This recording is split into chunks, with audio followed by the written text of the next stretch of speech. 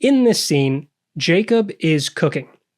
Jacob's preparing this food. Once, when Jacob was cooking a stew, Esau came in from the field and he was famished, Genesis 25:29 tells us.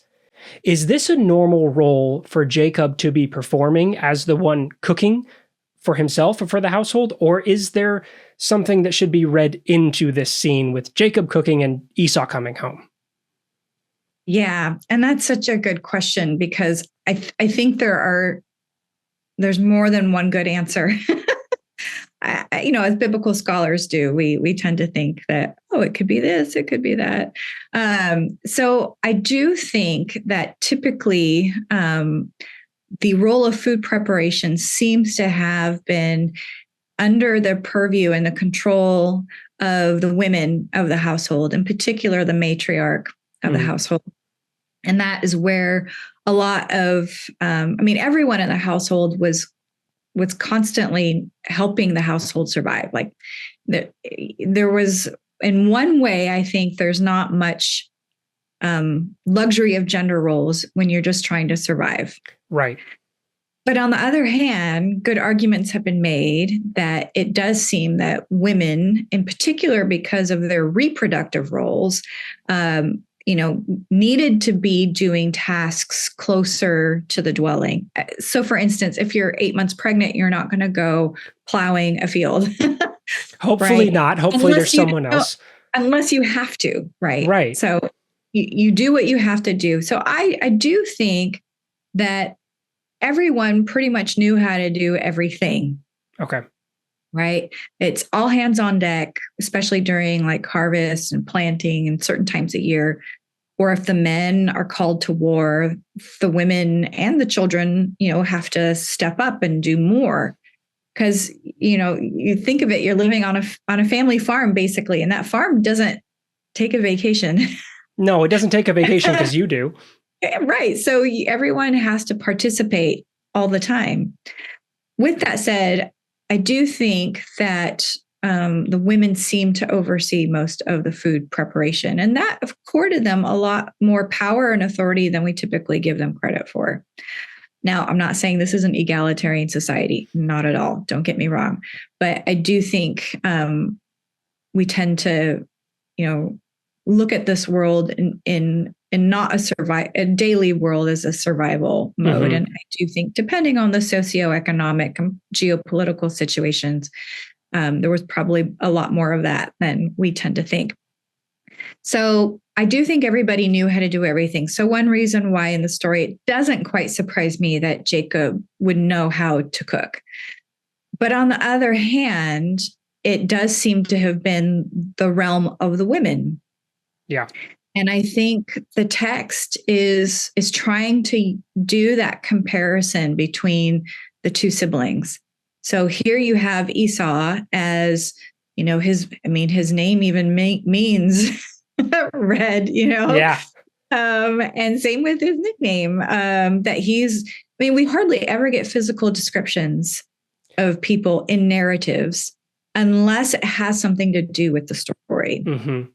And so anytime you see a physical description of somebody, you should pay attention. Alarm bells should sound in our minds that something has changed here. Right. And this is important to the story.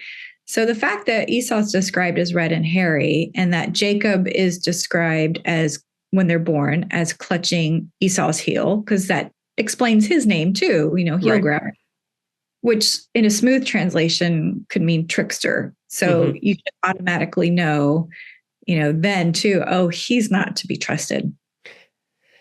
Right. So he's not.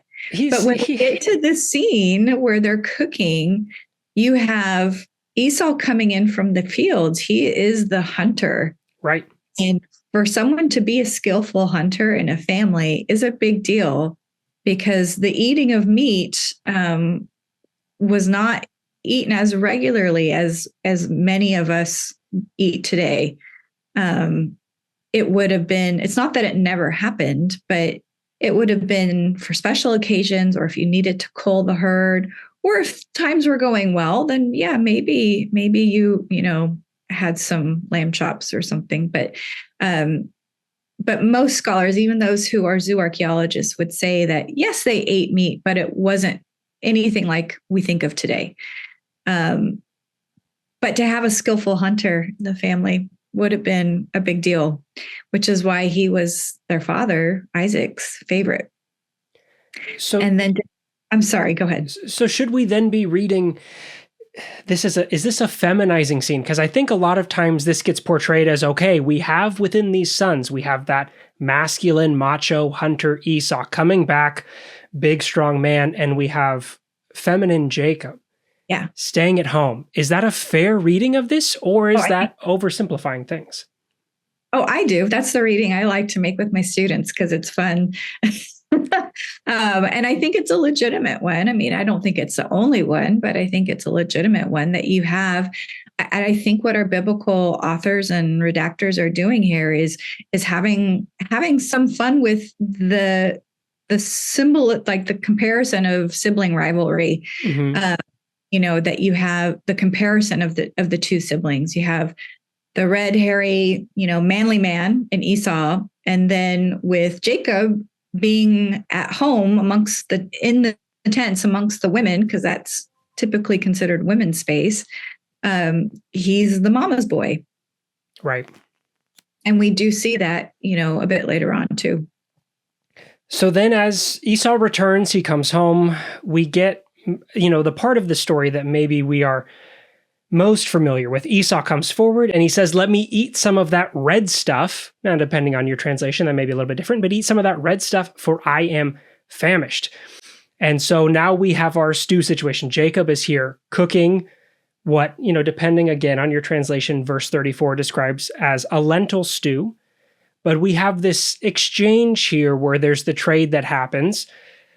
In this scene, if Jacob is cooking, and cooking is normally, or maybe, I guess we should ask the question, is cooking an individual or a household task first, to then the second thing of, in this ask for the stew, is this a fair question of just like, hey, I'm coming home, you are cooking for everyone, give some of that? Or is this Jacob is cooking his lunch or dinner, and Esau is saying, you give me what's yours? Yeah, my guess to that would be is that you don't just make an individual meal in this world. Why wouldn't they make individual meals? Yeah, because I mean, this is a. It's not that if there was some leftover bread that you didn't grab some bread or what have you, but when you're cooking a meal, from most of the studies I have done, it's a community household affair. And those resources, that food is precious. Mm-hmm. And it is usually the matriarch who oversees the food, who oversees what's stored, who is cooking, when they're, who gets how much and when. And so that's a lot of power and authority to determine who gets to eat. Who gets to eat and not. Yeah. And those food provisions are oftentimes very scarce. So to have someone just go in and make a meal for themselves, I don't see that happening. Okay. I think so then you think he's cooking for the family? That would be my guess, but they're nowhere it's not in the narrative. So we're making an educated guess. Right. So if we're making the educated guess that he's cooking for everyone, and Esau comes back, would it be a normal thing? Because you're saying here that the matriarch's in charge of distributing this food. Is he stepping over a boundary and saying, give this to me, and that's what sets up the exchange? Or would it be expected as the skillful hunter, I go out and I do that, I come home, and what you do is this, so just give this to me? Yeah, but he came home empty-handed. He wasn't good today. He was a bad hunter on this occasion. So he was unsuccessful in the hunt. And I mean, I'm not a hunter, but from the little bit I know, at least in the ancient world, it's not like hunting today where you might go out in the morning and go hunting and then come back. You go out until you're successful, but I mean, I could be wrong about in the ancient world until you come back. And I could be wrong about that, but he came, I don't doubt, if this was, a real incident, mm-hmm. You'll get emails about that, I'm sure. If we're taking it as just the narrative and that this, has been crafted and told in a very, good way. Right. But if we were to think of the reality of the possible situation, if he came back empty-handed and he says he's famished, well, I don't doubt it. He probably hasn't. He's probably been gone a while, may not have had much to eat. So the fact that Jacob's cooking and that he's coming back, so it's showing them, being in their two realms and those realms in conflict. And Esau says, like, I'm about to die when he comes back. Like, I'm so famished. What good is this to me? Which I does think lends itself, either he's very dramatic and he's making the most of the scene, or, he's been gone for a couple of days. He comes back and he's so hungry because, again, he wasn't very good on this day's hunt, or these days' hunts maybe, that he says, give me some of that. What good is this to me?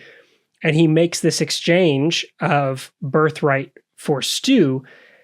But it also, I think it is interesting, as you mentioned before, we don't usually get descriptions of food. But here we do get that he gives him bread and lentil stew. And so this lentil stew that we have, do you see this as a special thing that's connected to something in this story? Or is this a glimpse at a very regular meal, a regular household meal for this world? I think this would have been a regular meal. And typically, at least from my studies, typically the end of the day meal, when everyone's back from the fields and from all the tasks that they were doing, and something that, could have been, simmering for quite a while. So if I'm talking about like a potential reality of the story, this is a stew, a red lentil stew. Mm-hmm. Red comes up again. It comes up again, right? So I mean, the fact that it mentions the red part and Esau is red, I think they're deliberately playing on that. Yeah. And that, of course, bread is something would have had all the time. But if I'm thinking about potential reality, that stew would have been a daily fare. So a daily that touches on some of the fun topical points too, with the red and this and that, but fits itself nicely into the setting that we have. But as you mentioned, that this is something that would be simmering all day in that world of survival. I think that is one of the details that we usually read over. I think because of our own eating habits, we come home and someone may have been cooking all day, or it may be I open up the cabinet or I open up the fridge for something to eat quite quickly. But for cooking a lentil stew, if you cook a lentil stew now, it takes time. If you're cooking a lentil stew then, it took time. That if you're in this survival mindset, the hours that have been dedicated to that food are very valuable, that there's time that's gone in here. And so it is this interesting dynamic between who has power and where. But the way that the food plays into the sibling rivalry, I think it is fun to talk about, because we normally just jump right over and he hunts, and he fails, and they do the trade, and look how silly he is, and let's move on to the next scene. But the insights that food pushes here. Yeah, I think you're absolutely right. And I think what's also interesting is that, Esau's the hunter, and that meat is special. Yeah. Right. It's not something that you eat all the time. It's not daily fare. Whereas what Jacob is cooking is daily fare, right? And so you get that dichotomy between about their two worlds as well. Yeah.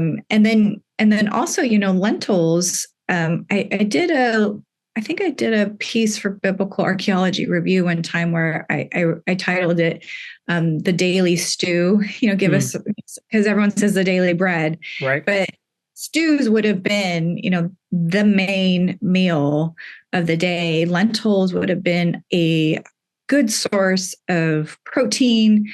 They would have been easy to grow. They would have helped their roots would help nourish the soil after, growing so much cereals within them. So a really important source of protein and nutrients and daily food. And, it's, you put it in some water and you put it on the stove, in the oven or on the hearth, and, it kind of just simmers for a bit. And so you would go do other tasks, I'm sure. If I'm using my imagination, that's kind of the way I play it out.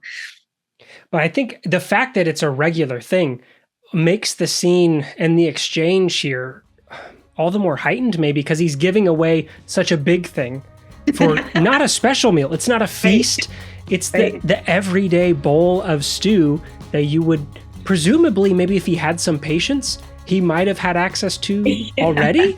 But it's this rush and this power dynamic between the two of them, and what is the masculine in the story and the feminine in the story, or the roles of the brothers that we see being played out again here in the food relationship between these people.